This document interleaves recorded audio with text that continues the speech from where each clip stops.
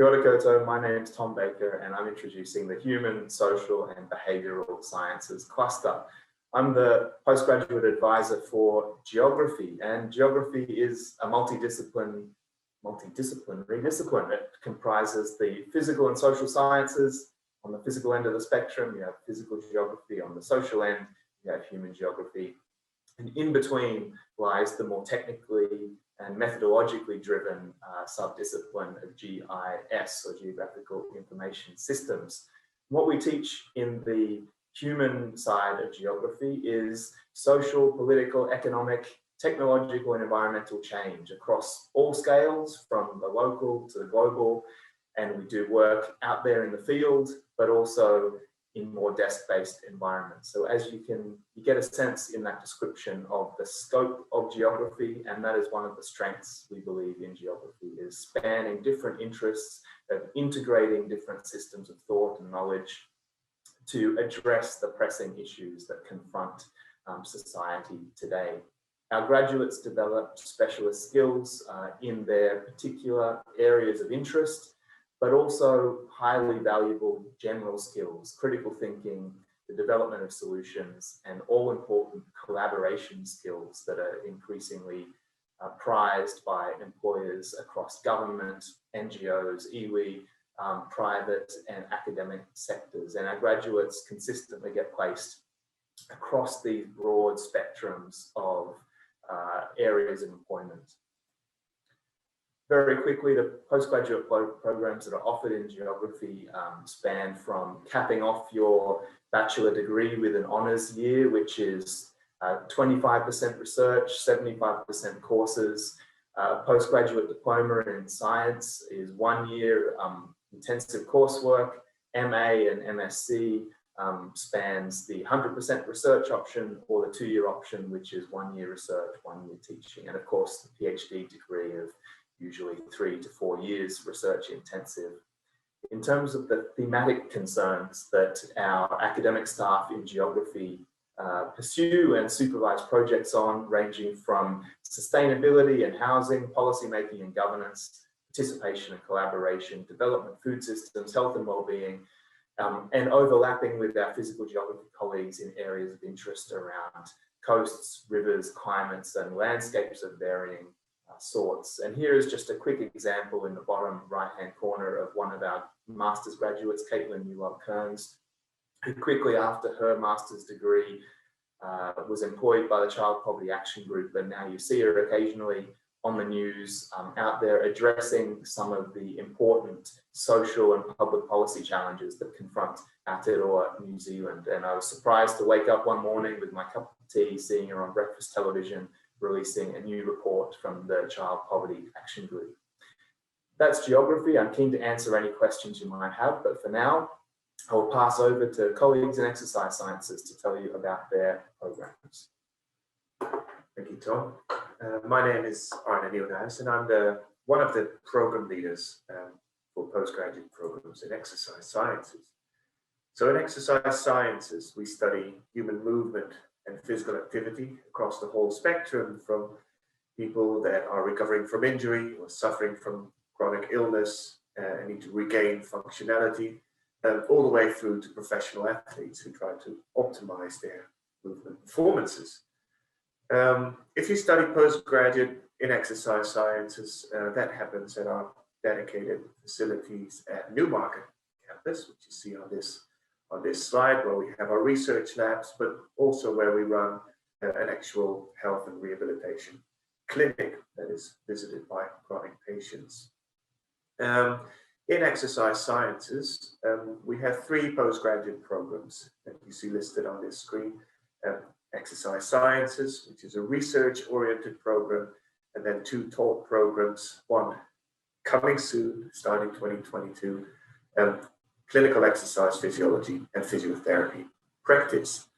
So I am the program leader for the exercise sciences postgraduate program. So this program really is for students with a strong interest in research. And we basically have 2 degree options in this program. One is a 1-year honors program that consists for 60 points of coursework, and for the other 60 points, the other half year, doing your dissertation research project. And the other one is a full 240 points MSc degree, consisting of 1 full year of coursework, where you'll be exposed to advanced knowledge and theory in the exercise science subdisciplines, followed by a 1-year research thesis project. So in our department, in this program, we have a lot of exciting dissertation and thesis projects available, which pretty much cover all of the exercise sciences subdisciplines, which you see listed in the bottom right of this slide. So in alignment with these subdisciplines, entry into our exercise sciences program is possible from a variety of undergraduate major programs. Obviously, you can enter the program from an exercise sciences major, but also, say, if you've done your major in physiology or psychology, you're looking to apply this knowledge to human movement and exercise, you're very welcome to apply for our programs. Exercise science graduates, they either continue to do their PhD and work in academia, or end up working as researchers, analysts, consultants in industry and sports, and various health organizations. So another program we have in exercise sciences is clinical exercise physiology, which is a 2-year taught specialization that trains people to prescribe exercise programs to patients suffering from chronic illness. The CEP program is an accredited program, accredited by the accreditation body for allied health education programs, and completing the 2-year program will allow you to apply for accreditation with the American College of Sports Medicine, which is internationally accepted. There's 2 degree options within clinical exercise physiology. One is the 120 points PGDip, which provides you with coursework in clinical exercise physiology, but also 400 hours of clinic practical experience working with patients in our clinic. And then the 240 points MSc allows you to continue following up on that PGDip year with another 400 hours of clinic practicum experiences, and also the opportunity to do research, write your dissertation on a clinical exercise physiology related topic. There you go. Thank you. So my name is Mary Claire Smith. I'm a lecturer in physiotherapy, and I'm going to talk to you about this new program that we have started in 2022 called the Master of Physiotherapy Practice. Essentially, it allows undergraduates who've completed a degree, including topics such as human anatomy, human physiology, exercise physiology, and neuroanatomy or neuroscience, as part of their undergraduate degree, to come to the University of Auckland and complete a 2-year physiotherapy degree. The graduates would then be eligible to apply for registration as a physiotherapist with the Physiotherapy Board of New Zealand. So this course will appeal to people who enjoy working with other people, who want to be involved in helping people recover from injury, from illness, and after surgery, and to help people to live well with disability. It's a 2-year program. It has got extended semesters because there's a lot to cover in this 2 years, so it's slightly longer than the standard academic year for the university. It includes lectures, a lot of practical labs, and opportunities to be involved in various health environments, and also 1,000 hours of clinical placement. So these clinical placements take place in hospitals and physiotherapy clinics and in the community, and you will complete these hours as part of the physiotherapy degree.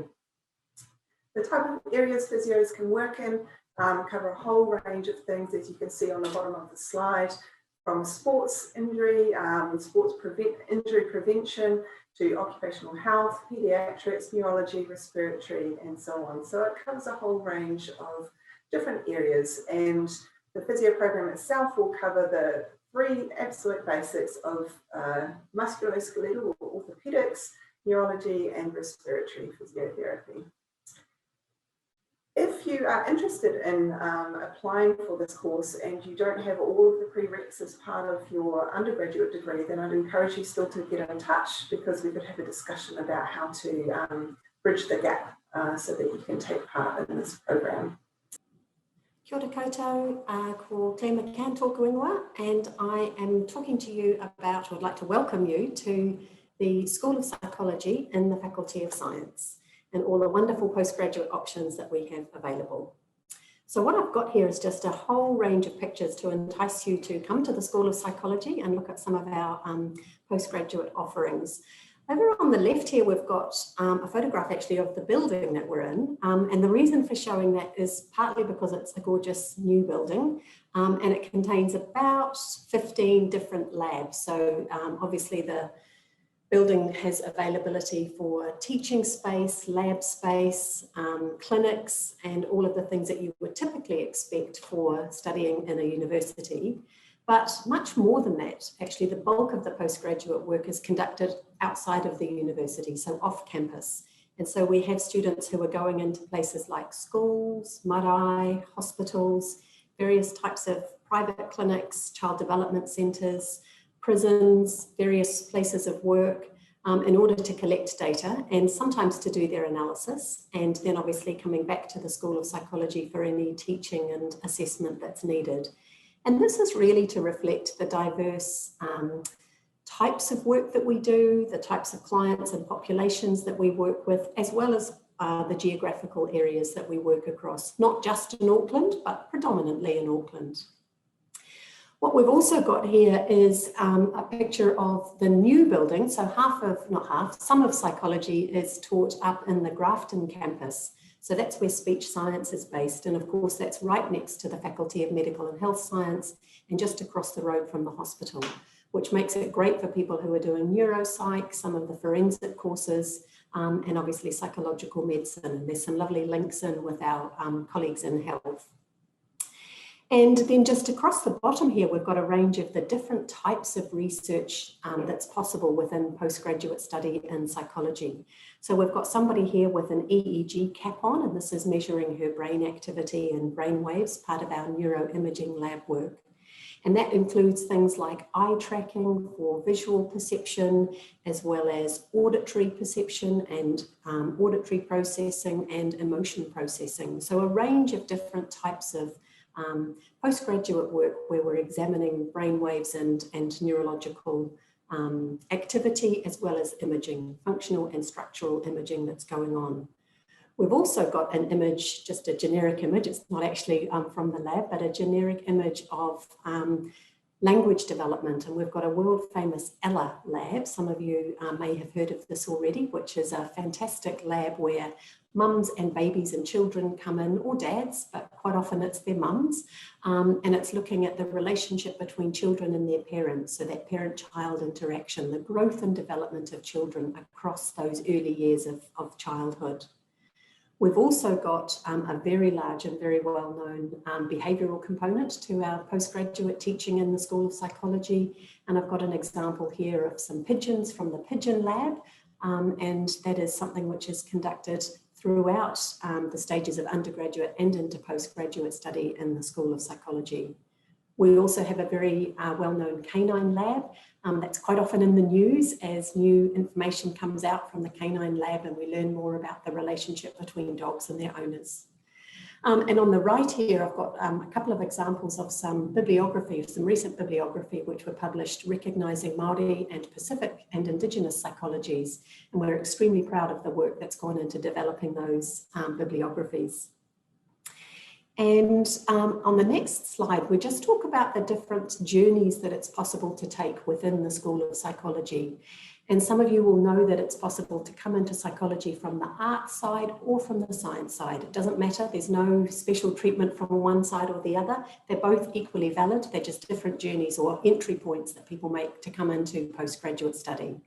And it's possible for people to go on and do honours, either BA honours or BSc honours through psychology, which of course is postgraduate work, or some sort of postgraduate diploma, again in arts or science. Either of them, it doesn't matter, whatever courses you would like to take to make up your postgraduate diploma or your honours year. You might also choose to go on and do full research masters, and we've got again MA or MSc, and you can conduct your 1 or 2 year research masters depending on what your interests are. We then also have a bunch of applied programs, and these are where people have specialist restricted entry to get into these applied programs. So they include clinical psychology, which of course is the one that most people know about, a relatively new offering we've got, which is the Masters of Organisational Psychology, and we're very proud of the new work that we've got going on between the Business School and the School of Psychology, looking at workplace and employment and some of those issues around organisational psychology. We also have the, excuse me, Masters of Speech Language Therapy Practice. This is terrible, I'm a speech language therapist and I've got a frog in my throat. So I work in the speech science and speech language therapy applied part of the School of Psychology. We also have the applied behaviour analysis and the behaviour analysts in their postgraduate diploma and full research masters and into PhD work. Then of course we've got, for those who are eager beavers, we can go on and choose to go on. Of course, there's the option of doctoral work, and that's either a doctorate of clinical psychology or a PhD, either of which is leading to a career, a lifetime in further work in psychology. So a whole bunch of options depending on where you start and where you want to leave us. But what we'd like to say is that we would welcome you to come to the School of Psychology. There's so many different options and we're all excited to work here. We love working here and we'd really love to hear from you if you're interested in joining us. Thank you.